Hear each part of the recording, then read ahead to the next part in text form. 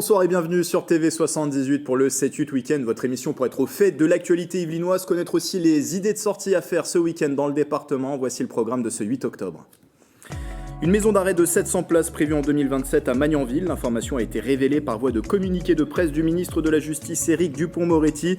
Une annonce qui a suscité une vive émotion dans la commune. Plusieurs mobilisations se sont tenues et les élus ont voté une motion en conseil municipal pour s'opposer au projet. La 30e fête de la science se poursuit avec tout un programme de visites insolites. Ce samedi, vous pourrez notamment vous frotter à un escape game sur le climat du côté de Gif-sur-Yvette en Essonne. C'est organisé par le laboratoire des sciences du climat et de l'environnement, unité rattachée à l'Observatoire de Versailles Saint-Quentin en Yvelines.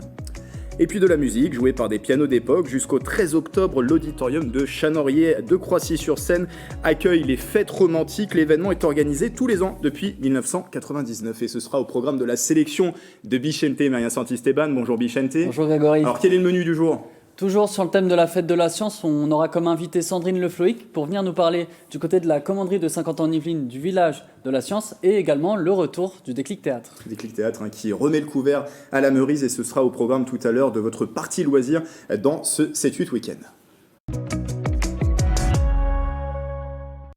L'actualité d'abord est cette condamnation. Stéphane Mirambeau écope de 12 mois de prison avec sursis. L'ancien maire de Villepreux de 2008 à 2009, qui risquait une peine ferme, a été reconnu coupable d'harcèlement sexuel par le tribunal judiciaire de Versailles. Et des faits qui remontent à 2018 et 2019. À l'époque, Stéphane Mirambeau envoie des centaines de messages à caractère sexuel à deux femmes, pressenties pour intégrer sa liste électorale. L'ancien élu est condamné également à suivre une thérapie psychologique ainsi qu'un traitement contre l'alcoolisme. Il devra verser 5 000 et 3 000 euros aux deux victimes pour préjudice moral et reste inéligible pendant 5 ans. Stéphane Mirambeau dispose de 10 jours pour faire appel de cette décision. C'est une décision, une annonce justement qui a fait couler beaucoup d'encre cette semaine. C'est une maison d'arrêt. Cette actualité, c'est une maison d'arrêt qui doit voir le jour à Magnanville, une commune de plus de 6 000 habitants. Et l'information a été révélée par Éric Dupond-Moretti, ministre de la Justice et garde des Sceaux, confirmé par voie de communiqué de presse. Le site doit ouvrir en 2027. Il comprendrait 700 places et serait situé sur un terrain agricole en limite des communes de Sointres et Offreville-Basseuil, mais également à proximité du lycée Léopold Sédar Senghor et d'un quartier pavillonnaire. Une annonce qui n'a pas été bien accueillie par les habitants. Une pétition a même été lancée sur place. Elle a recueilli plusieurs milliers de signatures. Crainte autour de la sécurité, de l'image de la ville, du prix de l'immobilier ou encore de l'impact environnemental. Et on parle justement de cet aspect avec Stéphane Bernard qui est avec nous par visioconférence. Bonjour. Stéphane Bernard qui... Bonjour. Qui m'entend, ça y est. Alors vous êtes Stéphane Bernard, le co-responsable du groupe Europe Écologie Les Verts pour le Mantois. Dans un communiqué de presse, vous vous inquiétez d'une nouvelle bétonisation à venir. Il ne faut pas que ce projet voie le jour, c'est votre conviction ? Écoutez, ce projet, il est très mal engagé, à la fois parce qu'il concrétise, on va dire, la politique gouvernementale en matière pénale, vis-à-vis de laquelle on a pas mal de critiques. En même temps, il est sûr qu'il répond à une question il répond partiellement à une question qui est l'état lamentable des prisons et des conditions de surpeuplement, de saleté, qui ont été condamnées par nombreuses reprises, y compris au niveau européen, et qui posent problème aussi bien aux détenus qu'aux gens qui travaillent dans la prison, aux gardiens et autres. Et enfin, le choix qui vient d'être fait là maintenant, c'est celui de le faire de construire cette prison sur des terres agricoles. Et c'est effectivement le premier sujet sur lequel nous nous sommes interrogés et élevés. Vous vous inquiétez effectivement de cette bétonisation. Alors la maison d'arrêt, je précise qu'elle viendrait s'ajouter à une autre maison d'arrêt dans les Yvelines, celle de Bois d'Arcy, à la maison centrale de Poissy et à la maison d'arrêt pour femmes de Versailles. Et d'ailleurs, pour justifier cette décision, le communiqué du ministère de la Justice parle d'une surpopulation carcérale en Ile-de-France. On a vu le communiqué s'afficher, si on peut le réafficher s'il vous plaît, du côté de la régie, merci. Et on parle d'une région particulièrement touchée par la surpopulation carcérale à l'image des 161% de surpopulation à Bois d'Arcy.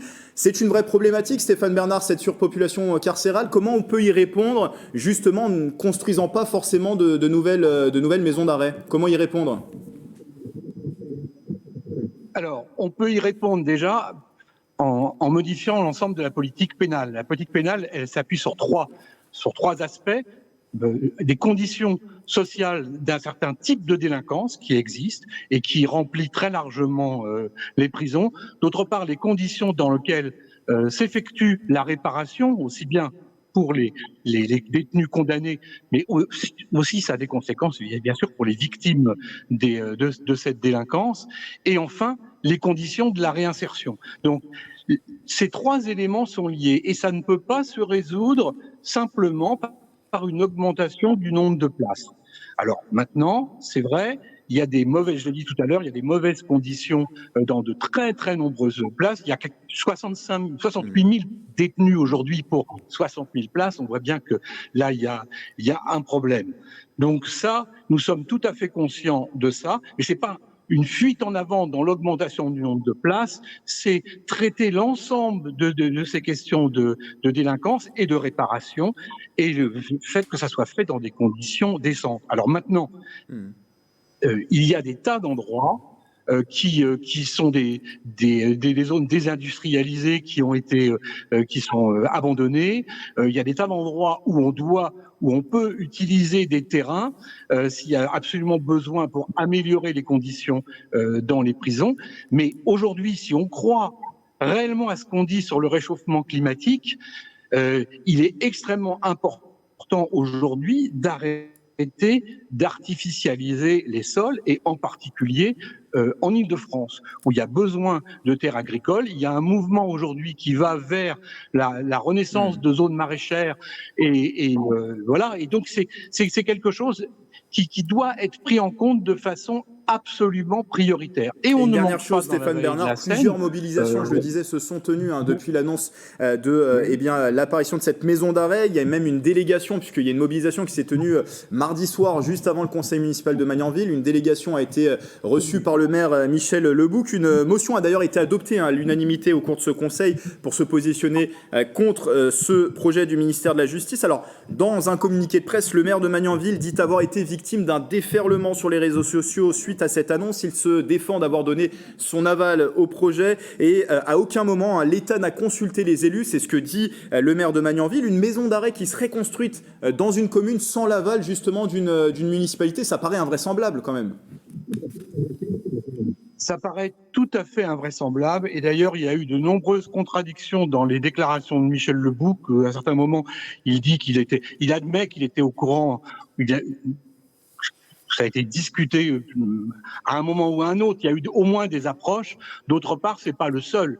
Il y a peu de choses se font et se réalisent dans le Mantois sans que Pierre Bédier soit au courant ou participe à ce genre de choses. Donc je ne crois pas du tout, nous ne croyons pas du tout au fait que ça a déboulé comme ça d'un seul coup. Et d'autre part, il est absolument anormal qu'au conseil municipal de Magnanville, le huis clos ait été déclaré et que même une délégation de 5 personnes représentant les manifestants qui étaient devant, qui étaient quand même 400, n'a pas été autorisée à assister au conseil municipal. Et l'opposition, dont notre conseiller municipal écologiste, a protesté contre ça naturellement. Merci Stéphane Renard d'avoir été avec nous et je rappelle que vous êtes co-responsable d'Europe Écologie Les Verts dans le Mantois.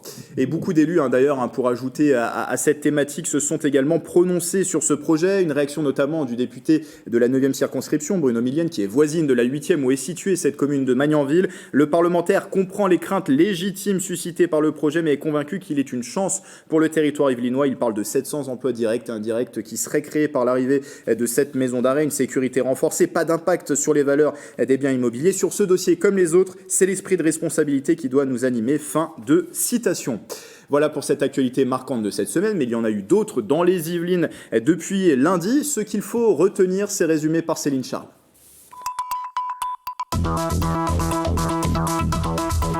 Une plaque commémorative a été apposée au commissariat de Rambouillet en la mémoire de la policière Stéphanie Montfermé. Elle avait été assassinée en ce même lieu le 23 avril dernier par un terroriste. Lundi 4 octobre s'est déroulée la Nuit du droit, organisée par l'Université de Versailles-Saint-Quentin en Yvelines. L'objectif était de sensibiliser le grand public au droit et faire connaître ses institutions et ses métiers.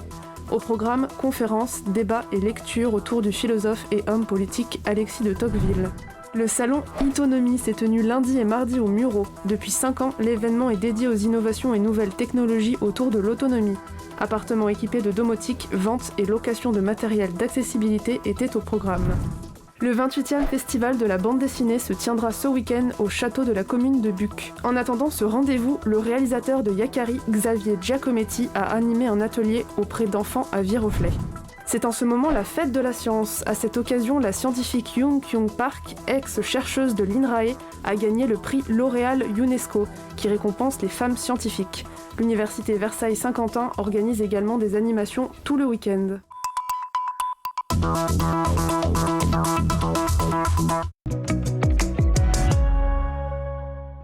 Le retour en plateau de Bichente Myriam Santisteban pour la partie loisirs. Dans un instant, votre sélection des idées de sortie à faire dans les Yvelines. Il y aura aussi votre invité qui répondra à vos questions. Avant cela, le laboratoire des sciences du climat et de l'environnement, rattaché notamment à l'Observatoire Versailles-Saint-Quentin en Yvelines, a organisé un escape game ce jeudi. Animation dans le cadre de la 30e fête de la science, un jeu autour du climat qui se déroulait à la Carothèque du campus de Gif-sur-Yvette. Le reportage de Nicolas Dandré et de Justine Brasier.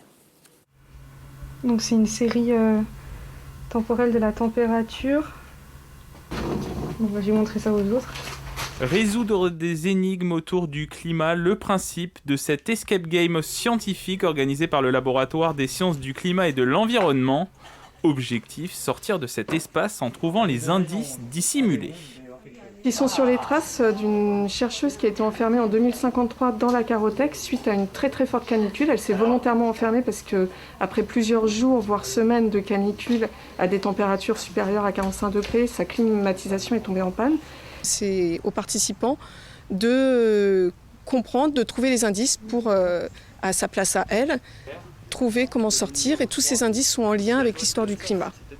Cet escape game, une animation organisée à Gif-sur-Yvette dans le cadre des visites insolites du CNRS et de la 30e édition de la Fête de la Science, plus précisément dans la Carothèque du Laboratoire des sciences du climat et de l'environnement, un lieu rempli de mystères et d'histoires climatiques. La Carothèque, ça va être un lieu dans lequel on va stocker des carottes, ici des carottes de sédiments marins. Ça va être tout ce qui va se déposer au fond de l'océan au fur et à mesure du temps, dans lesquels on peut comprendre, et en les analysant, les climats passés. Au total, 10 scientifiques et climatologues le temps d'un après-midi ont participé à cette animation. C'était très intéressant, dépaysant, parce que c'est pas des endroits où on a l'habitude de rentrer, et puis un super accompagnement de l'équipe sur place. Ça permet de découvrir des choses. Alors moi je suis déjà un peu dans le domaine des sciences de la Terre, du coup ça m'était familier, mais même si on n'est pas familier, c'était très ludique, on s'est beaucoup amusé. Résultat, ils ont réussi à sortir de la Carothèque en moins d'1 heure. Leur cadeau, un jeu de société sur la lutte contre le réchauffement climatique pour continuer l'aventure écologique. Pas trop triste d'avoir manqué l'escape game, Bichente ? Je passe mon tour cette fois, mais j'espère la prochaine fois que je serai présent. Sachez que si vous souhaitez y participer à cette aventure, le laboratoire des sciences du climat et de l'environnement de Saint-Quentin-en-Yvelines, qui est rattaché à l'OVSQ, organise un nouvel escape game, et ce sera ce samedi 8 octobre à 15h. Alors dans le cadre de cette fête de la science, il y a aussi des animations qui sont proposées du côté de la commanderie à Saint-Quentin-en-Yvelines. Oui Grégory, et ce sera samedi et dimanche de 14h à 18h, donc à la commanderie comme vous le disiez. De nombreuses animations sont prévues, et pour en parler avec nous, Sandrine Lefloic nous a rejoint sur le plateau. Bonjour. Bonjour. Sandrine, vous êtes responsable de l'atelier des sciences de la commanderie de Saint-Quentin-en-Yvelines. Le village de la science, c'est demain, samedi 9 octobre comme je disais, et dimanche de 14h à 18h. Alors comment ça se présente cette année ? Alors, le village des sciences, c'est un format qui est assez traditionnel sur la fête de la science au niveau national. C'est plutôt un regroupement de stands. Et la particularité sur le territoire de Saint-Quentin-en-Yvelines, c'est qu'on a à la fois, bien sûr, des représentants universitaires, mais on a aussi beaucoup de pratiques amateurs. Donc, on a beaucoup d'associations. Après, cette année, on a un village des sciences qui réunit aussi d'autres propositions qui ouvrent aussi sur d'autres thèmes. Au niveau justement des activités à faire, on n'aura pas le temps de parler de tout parce que le programme est très complet. Il y a des ateliers de mathématiques, d'observation du ciel notamment, des rencontres, Autour de quelle thématique vous avez travaillé cette année ? Alors le thème national cette année, c'est émotion à l'œuvre, Eureka, plutôt émotion à l'œuvre, de la découverte, émotion de la découverte, ça c'est le thème national du ministère de la Recherche. Et nous, on s'en est saisi de manière pluridisciplinaire. Néanmoins, on a quand même travaillé sur un thème qui est l'écoute de la nature. Et donc, on a des propositions très originales sur cette question-là. Et puis après, on a créé d'autres partenariats, notamment avec le CEA, pour présenter un jeu sur le prisonnier quantique, qui est un jeu vidéo qu'on peut après retrouver chez soi aussi. Voilà, d'autres propositions qui sont très originales. Et donc il y a plusieurs spectacles aussi, notamment concert jardinal sur Transat électronique. Qu'est-ce que c'est finalement ce spectacle ? Alors là, effectivement, c'est une proposition assez innovante. Donc c'est le collectif Puce Muse qui propose des concerts inspirés de la nature et qui emmène avec un musicien qui joue en fait d'un instrument très curieux avec des mains robotisées et qui fait des compositions inspirées de classiques. En découvrant par exemple l'aube, la pluie, etc. On a donc ce sera que le samedi, et on a 3 sessions où on emmène pendant 45 minutes dans ce voyage sonore. Oui, donc ce spectacle, comme vous disiez, c'est samedi, il y a 14h30, 15h30 et 16h30. Est-ce qu'il y a autre chose qui vaut le détour dont vous aimeriez parler ? Alors moi, tout est formidable bien sûr, mais il y a effectivement un projet que j'aime beaucoup qui s'appelle BILA, qui est le Bureau d'interprétation des langues des arbres. Et c'est un très beau projet d'une compagnie lilloise qui a travaillé sur le livre de Peter Wohlleben sur la communication des arbres. Ça a été un best-seller il y a 3 ans, qui a beaucoup revisité la relation à la nature. Et eux, ils emmènent en fait avec une balade spectacle et un casque, et ils font parler les arbres. Donc à travers cette balade spectacle, on a plein d'informations scientifiques, l'air de rien, parce que c'est fait par des artistes, pas du tout des scientifiques. Oui. Et c'est toutes les propositions du Village des Sciences sont à découvrir en famille. Et de toute façon, on retrouve le programme complet sur le site de la commanderie de Saint-Quentin-en-Yvelines. Je ne sais pas si c'est affiché, mais on va avoir l'occasion de l'afficher tout de suite. Donc on n'aura bien sûr pas le temps de tout détailler, puisqu'au final, le but de ce Village des Sciences, c'est de venir, de déambuler. Finalement, c'est pour la famille. En fait, quel est le public rapidement ? Alors, la manifestation, à l'origine, parce qu'elle a 30 ans cette année, elle fête ses 30 ans, elle est pour lutter contre la désaffection des filières scientifiques. Donc, elle est vraiment pour encourager toutes les pratiques scientifiques, pour montrer que la science est partout. Et donc, on a réuni ici une 30aine de stands de propositions. Donc, c'est énorme, ce qui fait qu'on a une diversité de thématiques et une diversité de propositions pour tous les âges. Super, merci beaucoup Sandrine Le Floïc. Donc je rappelle, vous êtes responsable de l'atelier des sciences de la commanderie de Saint-Quentin-en-Yvelines. Merci d'avoir été avec nous. Donc le village de la science, ce sera ce samedi et ce dimanche de 14h à 18h. Et comme je disais, des tas d'activités à découvrir sur place. Et pour les plus organisés d'entre vous, tout est à découvrir sur le site lacommanderie.sky.fr. Merci effectivement à votre invité. Direction à présent Bichente, le nord des Yvelines, avec un peu de musique. Oui, donc est-ce que vous aimez, vous, la musique classique, Grégory ? Bon, je suis pas un grand amateur, mais ça ne me déplaît pas. Un peu de Chopin, de Mendelssohn, parce que oui, du 8 au 13 octobre, ce sont les fêtes romantiques de Croissy-sur-Seine, une semaine de concerts et spectacles. Voici ce qui vous attend.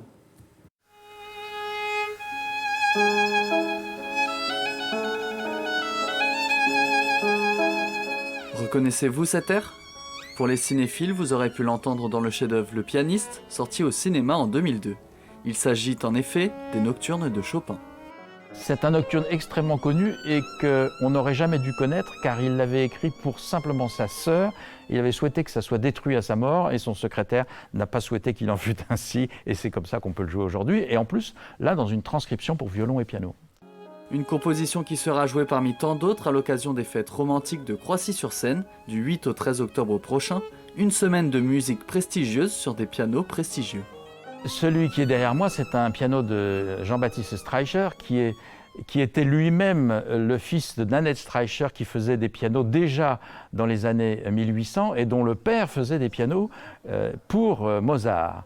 Donc vous voyez que c'est une grande tradition viennoise. Et ça, c'est un instrument donc, de 1847. Celui qui est à côté, qui est un Pleyel, est de 1839. Et celui qui est derrière, le tout petit, qui est de l'époque de Mozart, justement, date d'avant 1800. 5 jours de concert pour découvrir l'évolution du piano au 19e siècle avec un programme qui se veut complet. L'ouverture vendredi soir, c'est avec l'ensemble Hexaméron, c'est plutôt autour du romantisme allemand, Weber, Schubert. Samedi, c'est 2 concerts donc autour de Chopin, de Mendelssohn, l'époque en tout cas des années 1839, 1840, 1850. Et puis dimanche, ça sera donc tous les instruments en même temps, le matin avec une jeune pianiste japonaise qui va développer le thème de la virtuosité, et l'après-midi à 16h30 ce spectacle autour des différents pianos avec Guillaume Vincent. Et la fête continuera jusqu'au mercredi avec entre autres un spectacle lundi 11 octobre autour de la cantatrice Pauline Viardot, dont on célèbre cette année le bicentenaire. Vous pourrez donc accéder aux différents concerts pour des prix variant entre 15 et 30 euros, mais des formules avec plusieurs spectacles existent aussi pour les plus mélomanes d'entre vous. Voilà, pour ces fêtes qui vous touchent, Bichente, parce que je le sais, vous êtes aussi un grand romantique au fond, on le sait.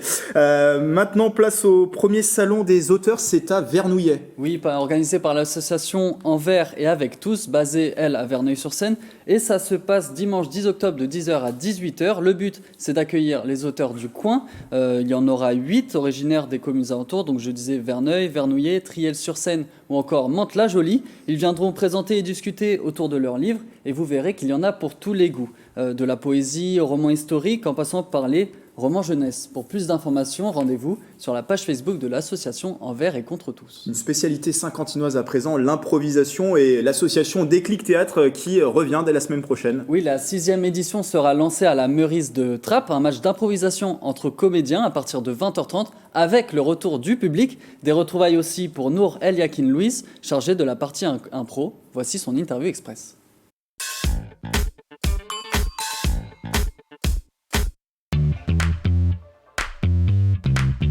C'est Trappes Impro Family qui revient enfin. On est hyper content de revenir sur scène. Et Trappes Impro Family, en fait, c'est la réunion des copains et de la famille de Déclic et du public aussi qui est habitué à voir des matchs d'improvisation et les matchs de Déclic Théâtre. En fait, ce sont 2 équipes qui se rencontrent sur les thèmes d'un arbitre. Donc à cette occasion, ça sera Julie Galibert, l'arbitre. Et donc l'arbitre propose un thème, les équipes montent sur scène, improvisent sur ce thème et ils se retrouvent à être jugés par le public à la fin de leur scénette pour savoir et déterminer qui remporte le point. Parce que le théâtre est une grande fête et que la Meurice est un lieu idéal pour accueillir le match d'improvisation. C'est-à-dire que quand on n'a jamais vu de match d'improvisation, eh bien en fait, le fait que nous, on n'y colle pas de championnat, donc il n'y a pas d'enjeu, c'est vraiment juste pour le plaisir. Et la Meurice est un endroit, et Trappes est un endroit idéal pour venir découvrir le match d'impro. Et la Trappes Impro Family qui remet le couvert le 15 octobre à la Meurice à Trappes. Vous nous avez parlé tout à l'heure des fêtes romantiques. Un peu de romantisme encore avec la fête des plantes et c'est du côté de Viroflay. Exactement, pour ceux qui ont la main verte, c'est samedi 16 et dimanche 17 octobre prochain. Pépiniéristes, horticulteurs et fleuristes notamment seront au rendez-vous pour vous proposer les plus beaux parterres de fleurs, mais aussi des plantes de tous les horizons et même des parfums, à l'occasion pour vous de mettre en couleur vos jardins ou vos intérieurs. À noter que certains producteurs locaux seront sur place pour vous proposer leurs spécialités gastronomiques au cas où vous voudriez justement vous sustenter à cet endroit. Le week-end, c'est aussi l'occasion de faire un peu de sport, Bichente. Il y a une première du côté d'Elancourt. Oui, une course de 13 km Grégory avec l'ascension de la colline d'Elancourt et la traversée du parc France Miniature. C'est ce qui vous attend pour la première édition de l'Elancourt Champions Trail. 95% de chemin naturel pour les amateurs ou les plus confirmés. Et l'événement est déjà un succès puisqu'il affiche complet avec déjà 600 participants. Pour courir, donc, ça va être compliqué, mais rien ne vous empêche de venir encourager les sportifs qui en auront bien besoin. Le départ sera donné donc samedi 16 octobre à 17h30. Grégory, vous pensez, vous, un petit trail de 13 km, ça met combien de temps ? Un trail de 13 km, moi je le courrais en, je sais pas, moi... En forme. En forme, non, un peu plus d'une heure quand même. Je cours pas à 13 km/h. Un petit peu plus d'une heure. En tout cas, on espère que les personnes qui le font finiront déjà la course. C'est ce qu'on leur souhaite. Ouais. Donc, après le sport maintenant, La traditionnelle troisième mi-temps, Grégory. Ouais, juste avant d'en parler, oui, vous disiez, hein, c'est un événement qui est complet, mais il y a des beaux spots. Il y a ce parc de France miniature, il y a la colline d'Elancourt également qui va accueillir. En plus, là, les épreuves de VTT lors des Jeux Olympiques de 2024. Il y aura d'ailleurs, à l'occasion de ce trail, le passage des drapeaux olympiques. Et justement, oui, vous le disiez, après le sport, il y a la traditionnelle troisième mi-temps. Vous connaissez bien, vous qui pratiquez le sport en club, Bichente. Ça m'arrive de temps en temps, mais avec modération. Pas besoin d'aller cette fois jusqu'à Berlin ou Munich pour faire la fête de la bière. Des tables et des chaises seront installées sur la place du marché de Verneuil-sur-Seine pour la première Oktoberfest. C'est samedi 16 octobre de 11h à 22h. Le but, c'est de venir déguster les productions locales et artisanales. Et on le rappelle, hein, l'alcool est à consommer bien sûr avec modération. Bien sûr, l'idée, c'est pas de repartir en roulade, bien évidemment, mais juste de découvrir les petites brasseries du coin. D'ailleurs, la liste des participants est sur le site de la ville de Verneuil-sur-Seine. Voilà pour ce programme complet. On espère qu'on vous a donné envie de sortir dans les Yvelines ce week-end et pour la semaine prochaine. Merci Bichente pour toutes ces idées de sortie. Merci Grégory. On se retrouve la semaine prochaine. J'espère. Pour un nouveau numéro, moi aussi, du 7-8 week-end. Il y aura aussi le retour du journal dès lundi à l'antenne sur TV78. Ce sera à partir de 18h avec Justine Brasier. Et d'ici là, passez un excellent week-end sur TV78.